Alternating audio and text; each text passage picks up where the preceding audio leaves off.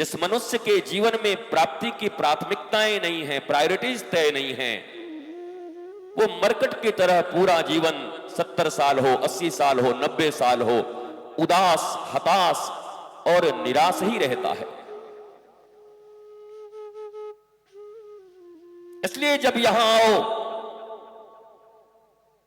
तो तुम्हारी आंखें, तुम्हारे कर्ण, तुम्हारा बैठना केवल और केवल भगवत वाणी के श्रवण में लगी रहे।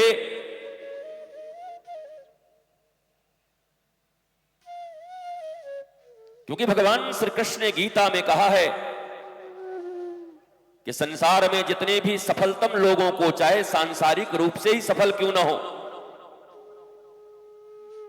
यद्यपि सफल केवल सांसारिक रूप से, भौतिक रूप से लोगों को नहीं कहा जाता, मानसिक उद्विग्नता, मानसिक विक्षिप्तता, डिप्रेशन, टेंशन, भूख, पाने की होड़, दरिद्री, गरीबी और दरिद्री में बड़ा अंतर है। श्रीमद् भागवत में एक प्रसंग आया, सुदामा को प्रशांत आत्मा कहा गया और सुदामा की धर्म पत्नी को दरिद्रा कहा गया। कमाल है, पति प्रशांत आत्मा और पत्नी दरिद्रा। भौतिक रूप से तो दोनों के पास वही थे, जो पति के पास था वही पत्नी के पास था। एक मुट्ठी चावल भी बड़ी मुश्किल से मिलती, पर वो इसलिए नहीं था कि वो अक्षम थे चावल और तंदुल को कमा लेने में, अर्जन करने में। सुदामा की वृत्ति थी अयाचित वृत्ति, अयाचक। अपने जीवन में याचना नहीं किया। यद्यपि द्वारिकाधीश श्री कृष्ण ने भी जब आग्रह पर आग्रह किया, कुछ तो मांग लो,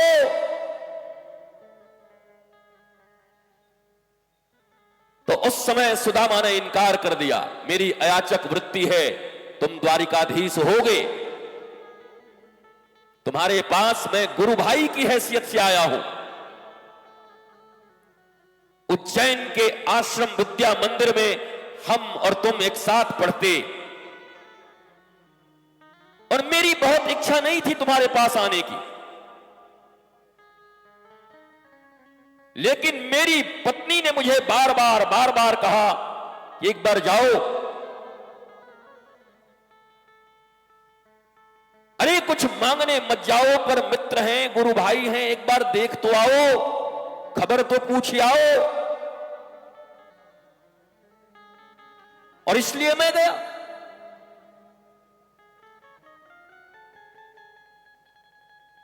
लेकिन याचना वहां भी नहीं किया।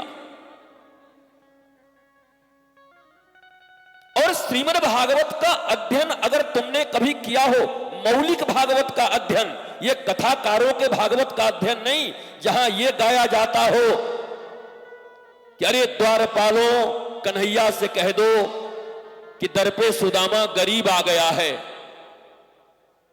और द्वारपाल धक्के मारते हुए दिखाई पड़ते हैं। मुझे आज तक नहीं मिला भागवत में यह प्रसंग कि भगवान श्री कृष्ण के द्वार पर किसी द्वारपाल ने ऐसे उच्च कुलीन विप्र अयाचक वृत्ति के स्वामी सुदामा को धक्का मारा हो। पर ठीक है, जैसे फिल्मों को मनोरंजक बनाए जाने के लिए कुछ हेर फेर करते रहते हैं, तो कथा को भी मनोरंजक बनाए जाने के लिए धक्का मरवा दिया कृष्ण के दरबार में। कृष्ण का दरबार क्या कोई हिटलर का दरबार है? कृष्ण का दरबार क्या कोई हुमायूं, जहांगीर, अकबर और बाबर का दरबार है, या रावण और कंस के दरबार है?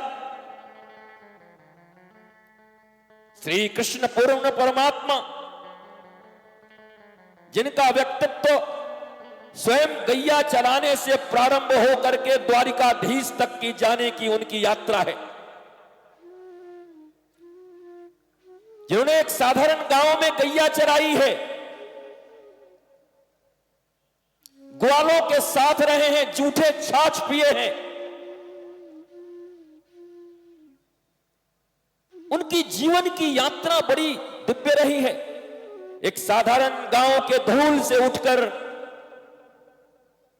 गोल्डन द्वारिका, स्वर्ण की द्वारिका के सिंहासन का राजा बनना, जैसे वर्तमान प्रधानमंत्री जी के विषय में कहा जाता है चाय बेचने से प्रधानमंत्री तक बनना, तो वह यात्रा वहां भी रही। एक साधारण गोचारण करने वाला और द्वारिका जैसे राज्य का, राष्ट्र का प्रमुख होना, उस समय भी उनके पक्ष में कोई नहीं था। आप जितने भी देखते हो, रुक्मी, विदुरथ, जरासंध, पौंड्रक, ये सब के सब उनके विरुद्ध थे। समुद्र में रहना भी इसीलिए स्वीकार किया था कि तीन तरफ से तो सुरक्षित रहूं, एक तरफ से लड़ाई करूंगा। भगवान श्री कृष्ण के उस राष्ट्र को बसाने का एक ही उद्देश्य था, क्योंकि एक भी राष्ट्र उस समय श्री कृष्ण के साथ नहीं था। ऐसा नहीं कि भगवान आए हैं तो सब उसी समय गोविंद बोलो, गोपाल बोलो, एक एक क्षण जीना मुश्किल करके रखा था। एक भी राज सत्ता उनके समर्थन में नहीं थी, एक भी।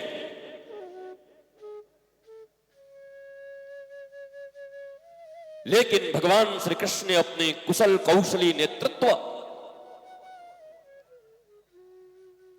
और कहते हैं कि गांव के धूल से उठकर आया हुआ कोई जब सत्ता के सिंहासन पर बैठे तो उसे गरिमा, महिमा,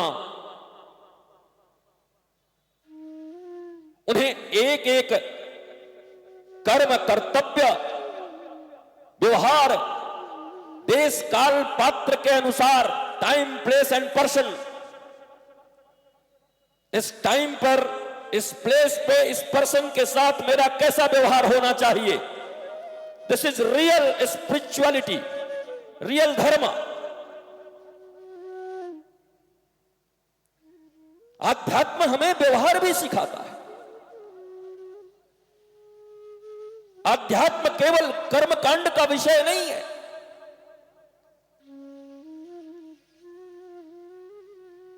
भगवान श्री राम के पास जब भरत जी आए,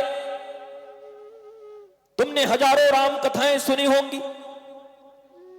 दोनों भाई लिपट गए, खूब रोए, तुम भी रोए, व्यास जी भी रोए, पर मौलिक वार्ता क्या हुई? जिस राम राज्य की परिकल्पना आज देश कर रहा है, उस राम राज्य के संदर्भ में भगवान श्री राम ने भरत को क्या निर्देश दिया? कौन से प्रश्न पूछे?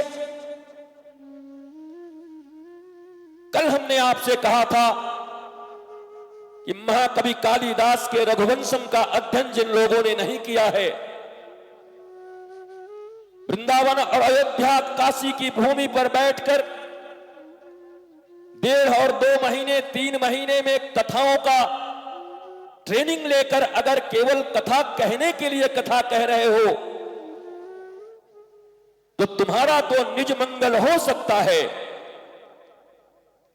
व्यासपीठ पर चढ़ी चीजों से तुम शायद अपनी आजीविका का पालन कर सकते हो, पर उससे राष्ट्र का क्या मंगल है? जिस राम राज्य की अवधारणा पर आज पूरी सत्ता चल रही है, जिन महात्मा गांधी ने भी राम राज्य की ही परिकल्पना की,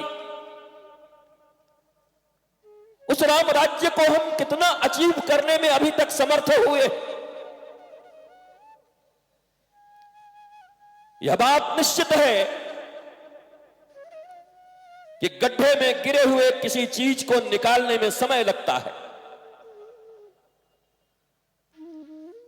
पर भारत के एक एक नागरिकों को भी यह बात जाननी चाहिए कि राम राज्य के विषय में भगवान राम जिनको नियुक्त कर रहे हैं, पादुका लेकर जा रहे हैं, डायरेक्टली इनडायरेक्टली राजा वही रहेंगे। तो ऐसा नहीं कि भगवान राम ने कहा तुम ले जाओ, अब तुम ले जाओ। हमें मौलिक बातों का भी चिंतन करना चाहिए वर्तमान भारत में। भगवान राम पूछते हैं, भरत क्या मैं जब से वहां से आया हूं तब से गुरुजन, आचार्य, पुरोहित, अग्रज, वैद्य, इन सबका सम्मान मैं जैसा करता था तुम्हारे राज में हो रहा है?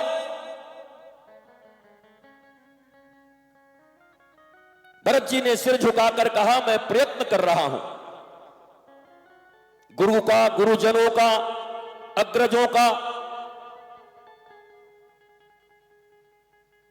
पर दक्षिण के तमिल कम्मन रामायण में एक बड़ा सुंदर विश्लेषण मिलता है।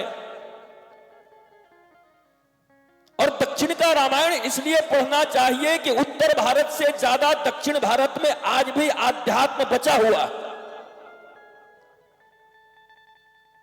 अयोध्या, मथुरा और काशी उत्तर भारत में है, पर भारतीय सनातन परंपरा के गहरे बीज आज भी दक्षिण भारत में बचे हैं। यद्यपि वर्तमान दुश्चिंताएं चल रही हैं, जैसी शासन और सत्ताएं हैं वो मिटाने पर लगे हैं, मिटे, पर जड़ें इतनी गहरी हैं राम राज्य की और राम की। उस कम्मन रामायण में भरत जी से पूछते हैं कि पुरोहित का नाम पूछने से तुम्हारे मुखमंडल पर वो चमत्कार नहीं दिखा, चमकता हुआ? क्या तुम पुरोहित को छोटा समझते हो? इधर बैठे हुए संत और पुरोहित जन भी इस पर ध्यान जरूर अपना रखें। पौरोहित्य कर्म को क्या तुम निम्न समझते हो? बोला पुरोहित कर्मकांड ज्यादा करते हैं, गुरु ज्ञान देते हैं। उस समय भगवान राम ने पौरोहित्य को अर्थव्यवस्था से जोड़ करके भरत को जो ज्ञान दिया वो अद्वितीय है। और यह ज्ञान भारत को, भारत के नागरिकों को और भारत के इतिहास को विकृत करने वाले जो लोग, क्योंकि सैकड़ों वर्षों तक जिस गुलामी में भारत रहा हो, तो इतिहास तुम्हारे मन के नहीं होंगे, ये तो तय है और पक्का है। सत्ता जिसकी होती है इतिहास वहीं से लिखा जाता है। तुम सैकड़ों वर्ष तक गुलाम रहे हो और उस गुलामी के काल में लिखी गई इतिहास तुम्हारे शौर्य, ओज, तेज, वीरता, धीरता, गंभीरता, तुम्हारे धर्म धुरंधरता, तुम्हारे व्यवहार, इसका वहां पर कहीं भी अंश भी देखने को मिलेगा नहीं, न लिखा गया है, वो छुपाया गया है। लोग कहते हैं इतिहास बदलता है, बदलना ही चाहिए। हर गलत चीज को मिटाकर सही का स्थापना होना ही चाहिए। रावण के मृत्यु के वध के बाद जब लक्ष्मण जी ने प्रश्न पूछा कि हमने तो सोचा कि बाली का वध होगा तो ये किष्किंधा का पूरा राज्य हमारे अयोध्या के अधीन होगा, ये लंका का राज्य हमारे अधीन होगा। भगवान श्री राम ने कहा नहीं, मैं चक्रवर्ती सम्राट का नया परिभाषा गढ़ने जा रहा हूं। अब तक जिन लोगों ने युद्ध किया, जिनको मुक्ति दिलाई और मुक्ति दिलाकर अपने अधीन ही उस राज सत्ता को रखा, पर ये राज सत्ता इस काल में उन्हीं जनजातियों के माध्यम से गौड़, कोल, भील, जो जनजाति हमारे साथ लड़े हैं, सत्ता उन्हीं के हाथ में जाएगा और हमारा कोई आधिपत्य नहीं होगा। पर केवल सत्ता नहीं बदलेगी, सत्ता के साथ साथ व्यवस्था भी बदलेगी। सत्ता तो बदल गया, रावण राजा था, विभीषण हो गया।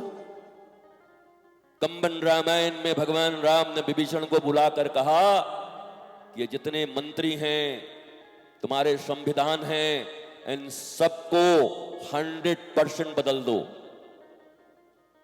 संविधान शब्द का प्रयोग किया, 100% बदल दो, क्योंकि ये रावण राज था और रावण राज के संविधान और रावण राज की व्यवस्थाएं अगर चलती रही तो राजा कितना भी प्रतापी हो, राजा कितना भी पुण्यशाली हो, पर उस राष्ट्र का मंगल नहीं हो सकता। इसलिए बदलना है तो पूरी व्यवस्था बदलो। और विभीषण ने व्यवस्था बदली। किष्किंधा में भी बाली के जाने के बाद सुग्रीव ने पूरी व्यवस्था बदली। सत्ता का हस्तांतरण और व्यवस्था का परिवर्तन, यह बात भारतीय नागरिकों को समझना चाहिए। चूंकि ये कथा राष्ट्र कथा है, इसलिए राष्ट्र के संबंध में तुम्हारा चिंतन, तुम्हारी अवधारणा और मजबूत होनी चाहिए।